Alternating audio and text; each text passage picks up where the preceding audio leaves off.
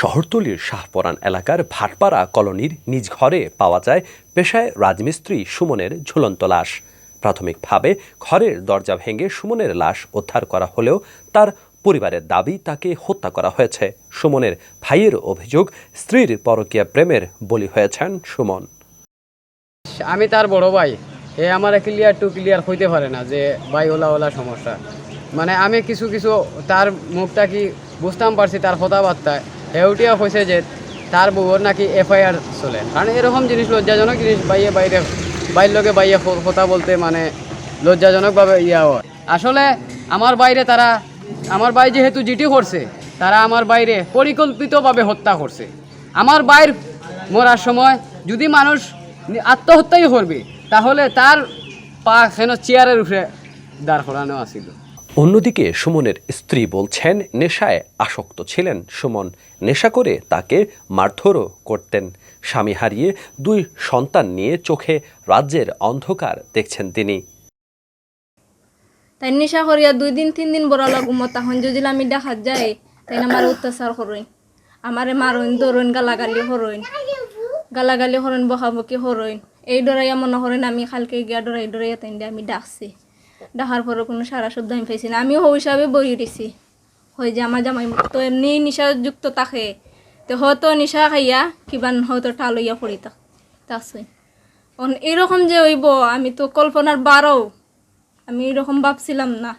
মেয়ের সংসারে এমন অশনি কাণ্ডের কথা বলতে গিয়ে কান্নায় ভেঙে পড়ছিলেন নিহত সুমনের শাশুড়ি।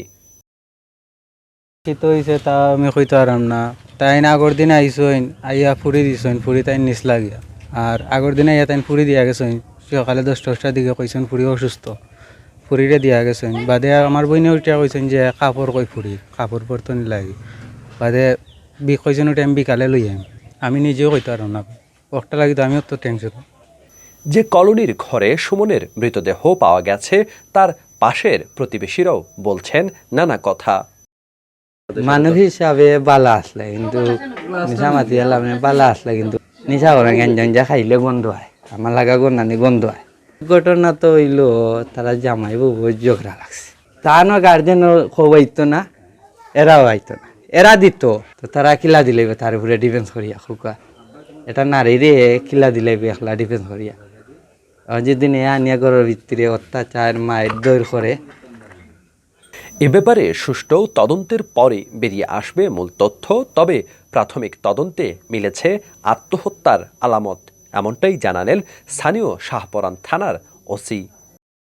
আমাদের প্রাথমিক তদন্তে এটা আত্মহত্যা। বাবাও বলছেন যে বউয়ের সাথে মনোমালিন্য ছিল, আর রাত্রে 11টা শ্বশুরবাড়িতে খেয়ে এসে এখানে ছিল, আর ভিতর থেকে ছিটখানি লাগানো ছিল। ওনারা এসে দরজা ভেঙে করছেন, পুলিশ সহ ঢুকছেন। আর বাবা নিজেই বলছেন আত্মহত্যা। তারপরে আমাদের তদন্ত তো থাকেই, সবসময় অব্যাহত আমরা দেখবো।